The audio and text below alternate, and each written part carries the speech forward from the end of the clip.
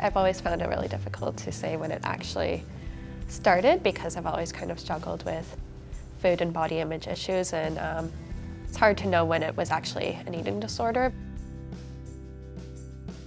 I'm a dancer, so I'm in the mirror a lot. I noticed the eating disorder affecting my ability to dance quite greatly. And I knew my teacher was noticing, and that really bothered me because I really look up to her.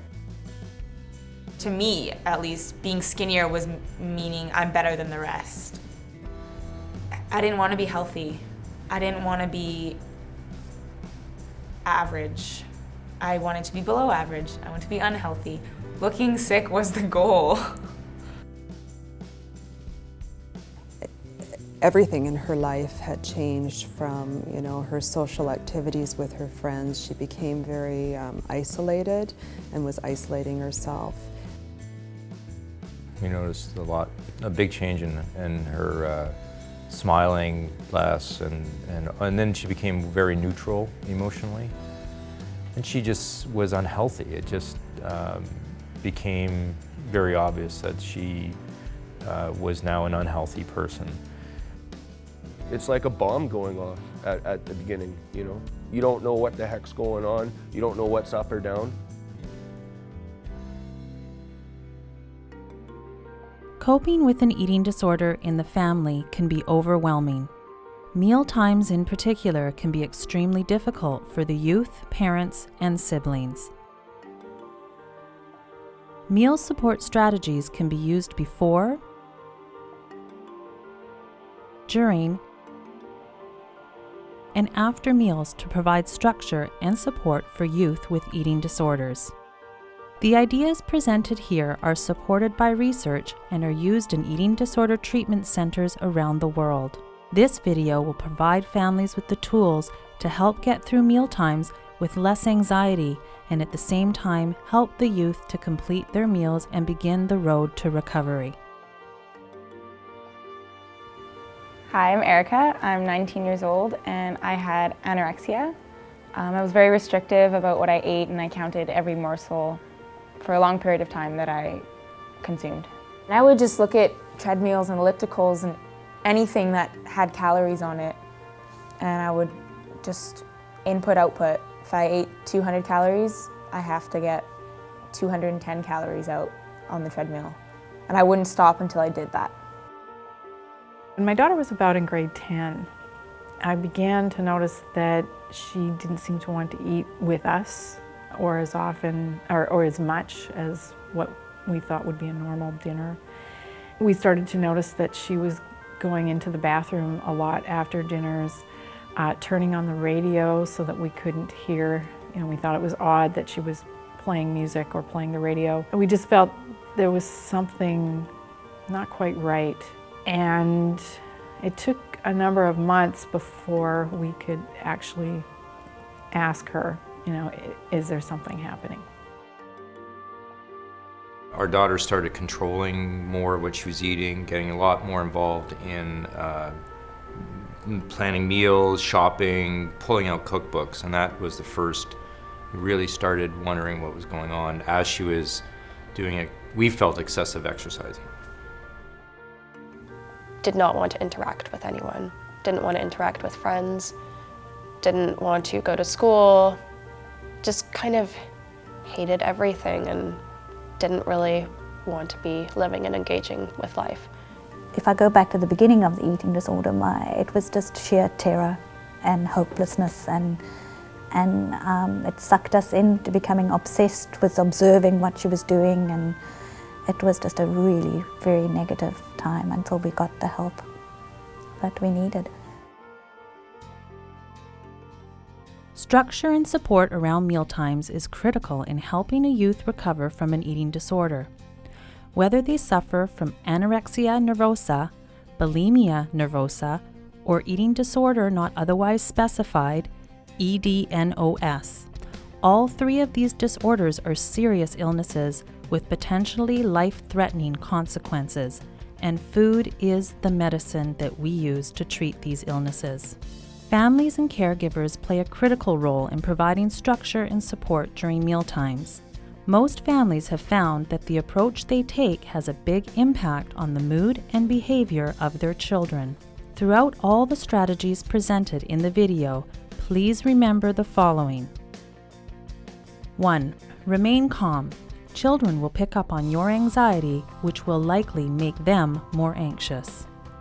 2. Be confident. The more confident you appear, the more reassured they will feel. 3. Be consistent. Stick with what you've decided and don't negotiate. 4.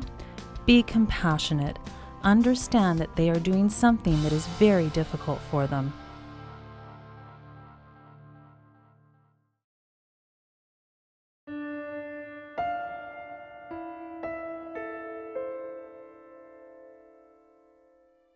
She knows you have to eat at 5:30. What is she gonna bring home? She doesn't get it. What if she brings fast food? It's got so much fat. It's too much food. It's gonna make you fat. Tell her you already ate. You are not going to eat this. It's too much. Make her get something else. Something safer. Sorry I'm late. I got stuck at work. Mom, you said dinner was going to be at 5:30. Now I'm gonna be too full at snack time. I'm sorry.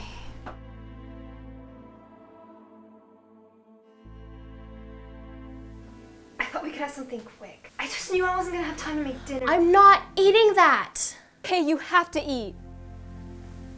It's just this one time.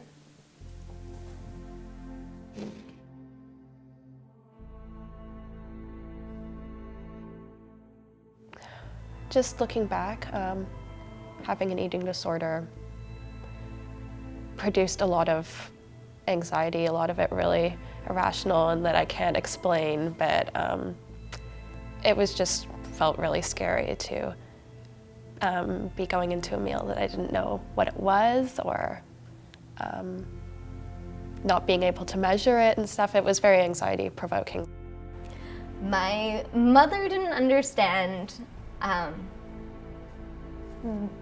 the importance of time and what the meal plan that they had sent and given us or explained to us meant. And I remember being really frustrated, and I was like, why won't she just give me the same amount of food that they say at the same time? And I remember my dad trying to give me too much food, and I was like, why can't you just give me the right amount of food that they say? I think I wanted them to take it more seriously than they were, but I didn't want to be the one to say it. Lack of structure and predictability can cause a lot of anxiety in youth with eating disorders.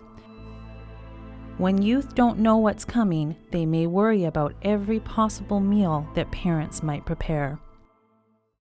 Planning meals and snacks well ahead of time can help lower anxiety and control arguments during meal times.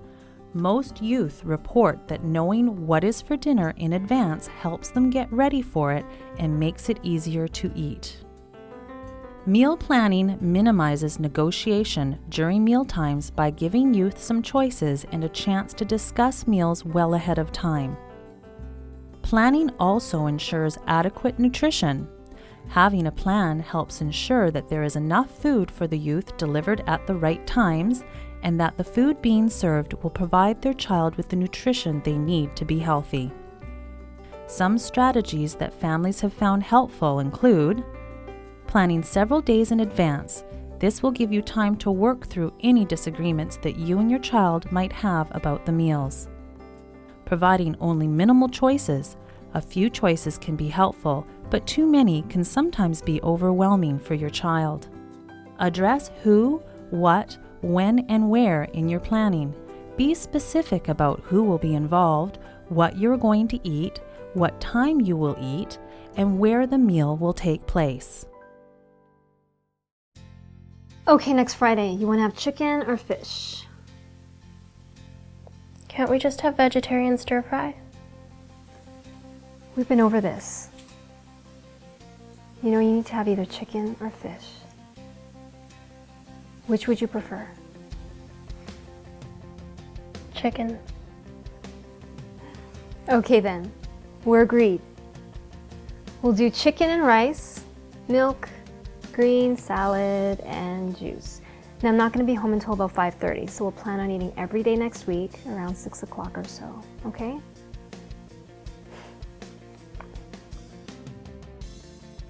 I think at the very beginning, having a fair amount of structure was really helpful for me. Having like a limited amount of choice of the different options of things I could eat and having it at specific times of day and stuff was really predictable and comfortable for me, and it helped me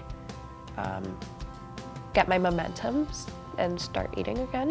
We still had a sort of a meeting at the beginning of each week as to what was going to be cooked during the week. So if Frances knew macaroni cheese was coming, she could prepare herself.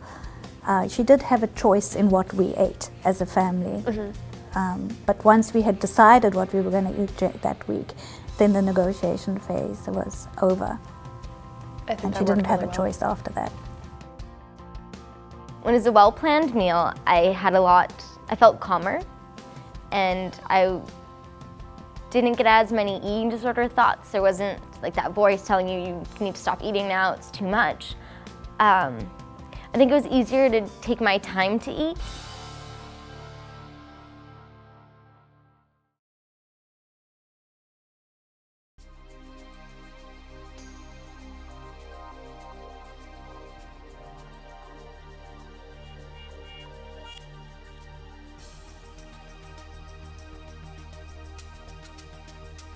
What are you putting in there? Are you using butter?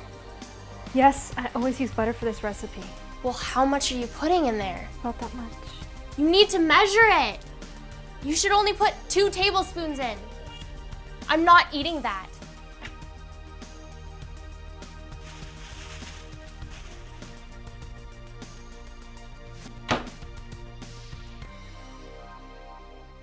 Before meal times, when the meal was being prepared, there was definitely a lot of anger. Lots of anger, and anger kind of brought out by fear of not knowing. And there was some snooping and telling my parents that they were wrong about what they were putting in. That was hard. It was really hard, and I got really angry, and I made everybody in the house uncomfortable. Probably made my parents feel like they were doing everything wrong. Youth often want to be involved in meal preparation and serving, but this can be very stressful for them and at the same time disruptive for parents. Youth are often worried about the ingredients of the meal and portion sizes. It may therefore be helpful to set some ground rules. For example, no negotiations are allowed in the kitchen. Everyone can have a chance to discuss the meal when it's being planned.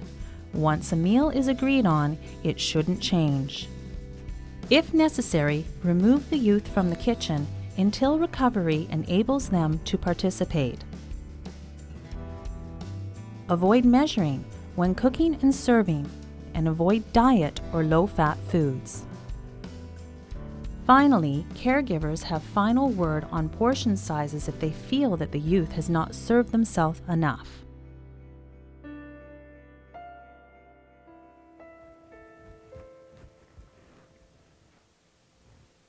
I'm going to start on dinner.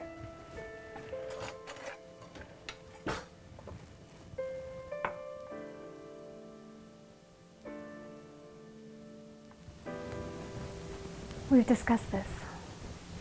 When you're in the kitchen, we both get stressed out. Are you gonna put butter in it? I won't eat it if you put butter in it. I'll make it the same way as I always do. Now, we decided it would be a good time for you to do something with your dad.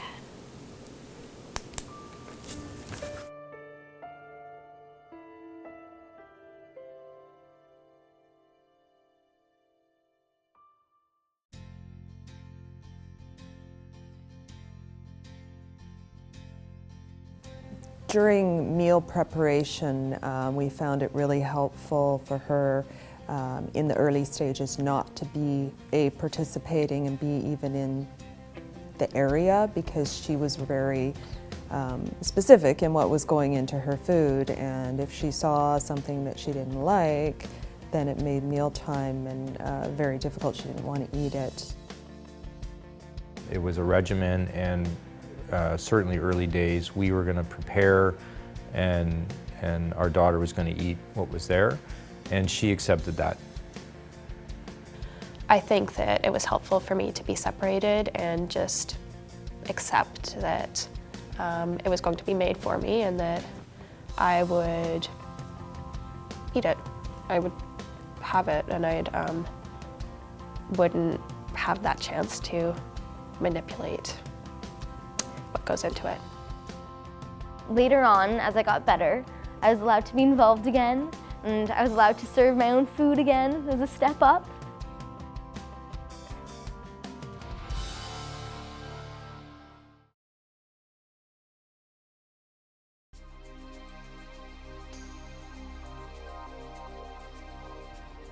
There you go, sweetheart. I'll be back in a couple minutes. I just have to look for that file that I was working on.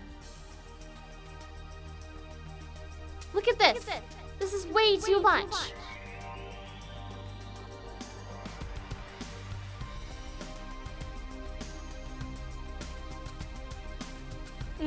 That looks like a nice, healthy breakfast you have there. That's too much. You can't eat all that. You'll feel terrible. You can't let her win. It's too much fat. Tell her to make something else. Tell her you're not hungry. It's not healthy. You're strong. You don't have to have any. It's too much. I'm not eating it. Sweetheart, you have to... I'm not eating it.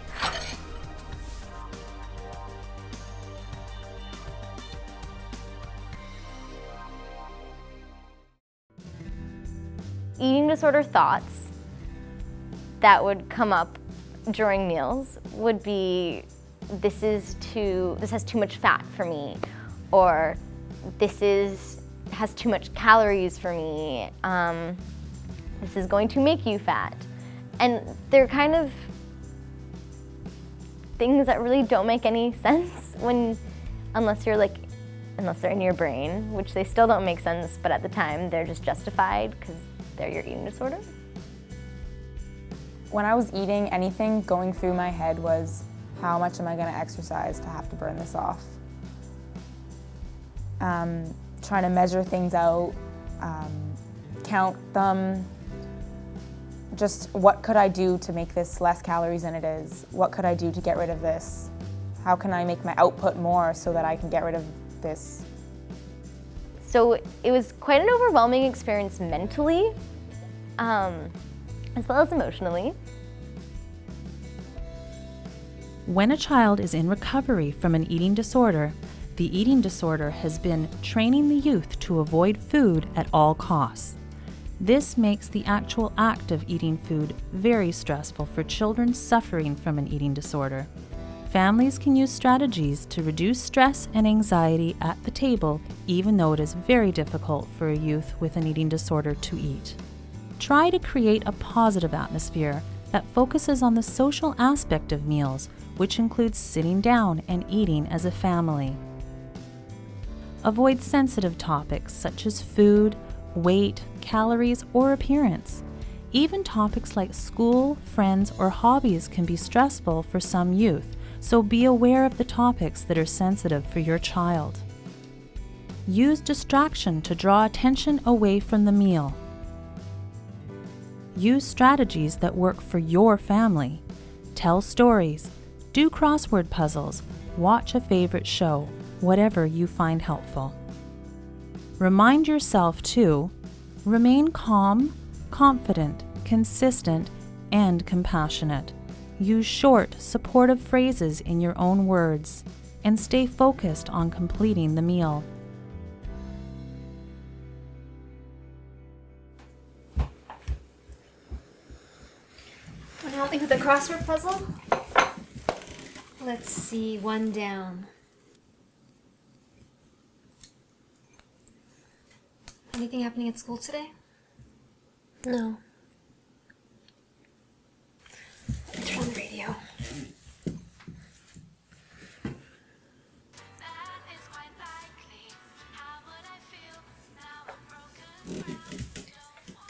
You have to leave for school soon, so you need to start on your food. I can't. I'm just not hungry. I know you don't always feel hungry at meal times, but you still have to eat it. It's too much food. This is the right amount of food for you. But I've never had to eat this much before. I know. It's more than what you're having. But this is what you need now. My friends don't eat this much. They're way thinner than I am, and no one makes them eat breakfast. We're not talking about your friends right now. This is what you need to eat to be healthy. I just can't do it.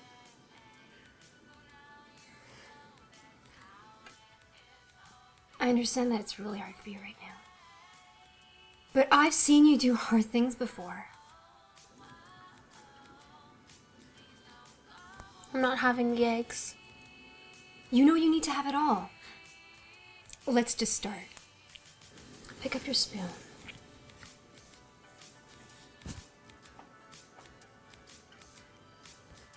I know you can do it.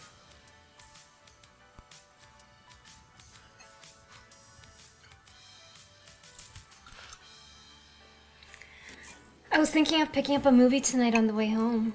Is there anything you want to see? Maybe something funny. Oh, there's that new one that just came out with Jack Black.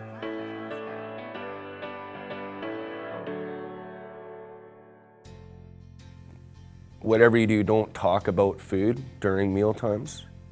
Anything but food, like, because that's all that she's kind of thinking about is like, oh God, I gotta eat all this stuff. And so the last thing you want to do is give into that sort of mode. You want to put her mind away from that kind of stuff, right? Don't talk about eating disorders. Don't talk about skinny people, like celebrities, models. Don't talk about that. And don't bring up how thin you've gotten or how sick you look or how emaciated you look at the dinner table. That's a compliment for someone in an eating disorder. If you tell someone who's really sick, you look really thin, they're thinking, yes, finally, my work has paid off. I've done this for so long and people are finally noticing that I'm below average. Healthy to me equals fat. I hate that word. I hated it. If she got really anxious, we used to sit with her and say, you know, you can do it, you're brave, you're gonna have a life, you're very brave.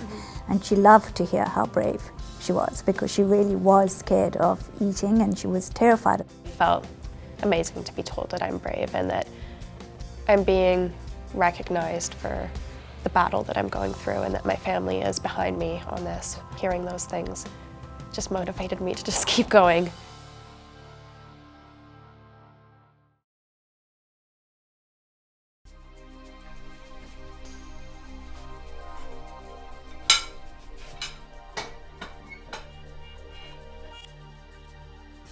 I can't believe you ate that. You should have tried harder. You're weak. Don't you feel awful? How could you have done this? Do something. If you don't do something about this, you're gonna get fat.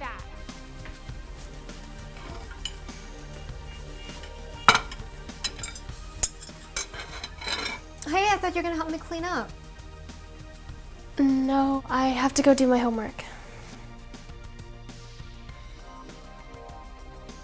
Look, I finished my dinner. Can I please just go? Are you okay? I'm fine.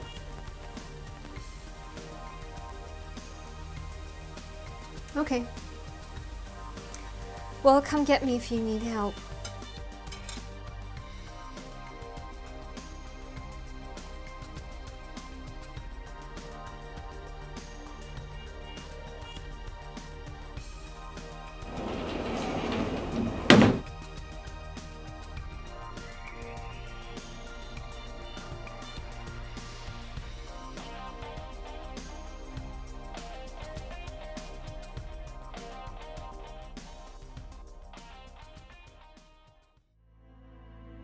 So during post-meal time, I'd often feel very guilty and just a lot of regret that I didn't put up a fight and that I actually ate it. A lot of negative self-talk and just feeling really awful sometimes physically awful, especially at the very beginning when my body was adjusting to having food again. Sometimes I just felt really physically sick and really uncomfortably full.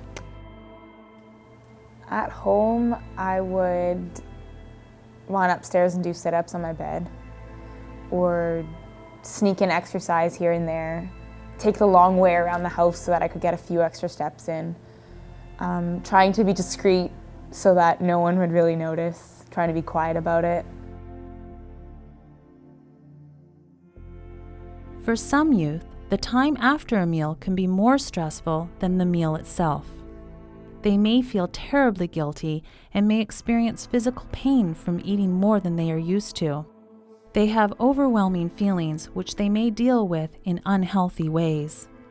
To prevent these types of behavior, use distraction and supervision to provide some time for those feelings to naturally fade to a more manageable level. It may be helpful to plan structured activities with your child after meals, such as games, homework, or watching a favorite movie.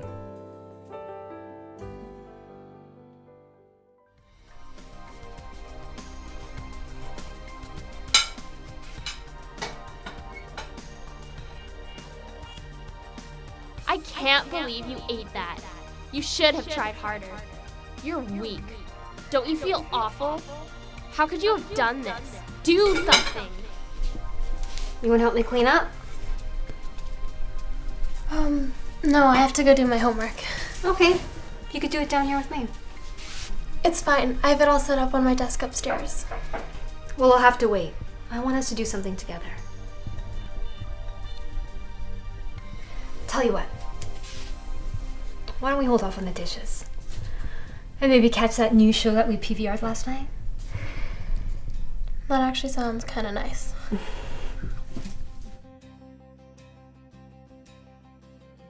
She really felt full and it was very uncomfortable. It was hard to watch, you know, you want to fix them and make them feel comfortable. So little things like a hot water bottle, on the stomach just to relax her, watch a movie or play a game, relaxing activities to help that time pass.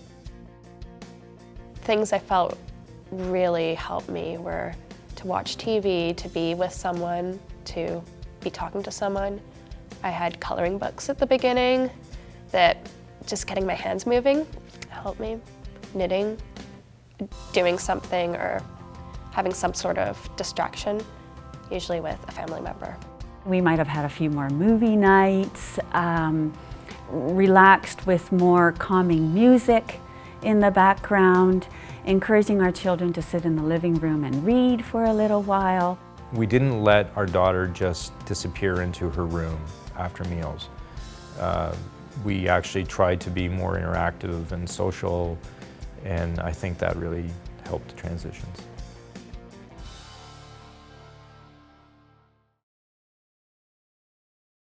Helping your child recover from an eating disorder can be a difficult process, but the tools and strategies outlined in this video can help mealtimes go more smoothly, reduce anxiety for everyone involved, and make it easier for youth to get the nutrition that they need. Recovery from an eating disorder can take months or years, but recovery is possible. Be prepared for setbacks and seek professional help as needed. Don't give up. Seek every opportunity of treatment that you can. Show support. Just you have to keep fighting and eventually you will win the battle. This experience has had a lot of impact on our family, mostly positive now that we're through it. It brought us together, it made us realize the importance of continuing to communicate and to ask each other how we're doing and to be a unit. But going back to those pre-diagnosis stages and trying to figure out, well, what did I do wrong? Why didn't I see this? Oh, I can't believe I missed that. Those are questions of the past.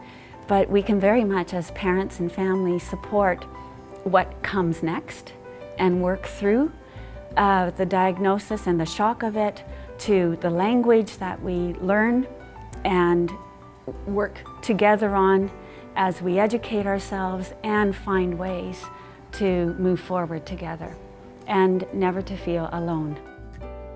Having someone to support you while you're going through an eating disorder is really vital. Luckily for me, I had more than one person, but even just one person can make a huge difference. They can be determined and they can be just as strong and willing to fight Ed as you are. I kind of picture in my head like a tug-of-war, and the eating disorder's on one side and you're on the other side, and you can't beat him alone. But if you have 1 or 2 or 3 or 4 or 5 people behind you also pulling, there's no way that one eating disorder can beat a whole line of people. If I were to rewrite my history, I would leave the eating disorder in there, because I think that it's shaped who I am. It's made me a strong, resilient woman. I think that the therapy brought my family closer together, and although it was a very difficult, trying experience, it was something that shaped me into the person that I am today. And I think it's made me a more compassionate, empathetic person, because I felt that pain and that struggle. It definitely brought our family closer together, and it was an opportunity to really get to know Frances quite intimately as an adolescent, and we really grew to admire her and see her strengths, and it has been a privilege actually to journey with her with this, even though it was a really, really hard process. I now have so much energy in dance. I can actually do things properly. I can do them full out. I can kick my leg and it actually moves somewhere because it has some weight to it. It has power. I have muscles. I can hold myself in a handstand because I have muscles in my arm. My emotional and physical recovery are now linked together. I'm back at school and I'm graduating and I'm living my life as a normal person. I love food, and not in a weird way. I enjoy eating a variety of food. I love eating out. I love trying new things. It doesn't scare me anymore. Eating is just part of my life, and I really like cooking and eating and going to restaurants, and I think that it's part of my life. It's not that much of a struggle anymore at all. I feel really liberated, actually.